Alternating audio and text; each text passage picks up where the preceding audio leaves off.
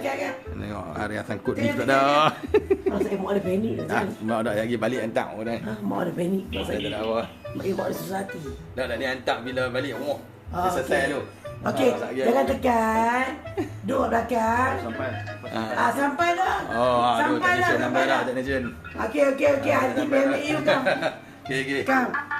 Okey, you turun belakang tak, jangan duduk dekat pintu. Duduk kat belakang. Duduk kat belakang, nanti dah buka pintu ni. Pintu belakang pergi. Nak hantar ke mak dia, pergi habis tu dah ni anak sangkut. Dia tadi dia nak pergi turun sembahyang. Lepas tu surau penuh. Dia tak palung, surau penuh tak IP pula. Dia seorang kan? Dia seorang lah, saya dah tunjuk tadi. Nak kena kat nasib dia ke. Saya duduk berita ni, jangan duduk mencarut apa ke ni, jangan duduk ni apa. Orang bagi makan.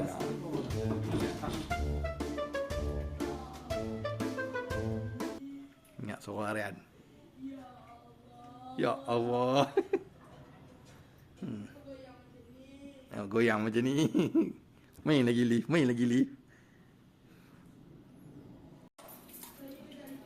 Sekejap ah. Terima kasih. Buat lagi, main lagi. Solat tak solat? Solat dah. Pasal apa dia tu? Main lift ni. Main lift lagi Tak lift tapi dia tu yang tegak. Apa seorang dah. Ibu yang ni hang sangkut lift pada muka. Ya. Tengok ni kayau. Hantar kat ibu yang. Satu je.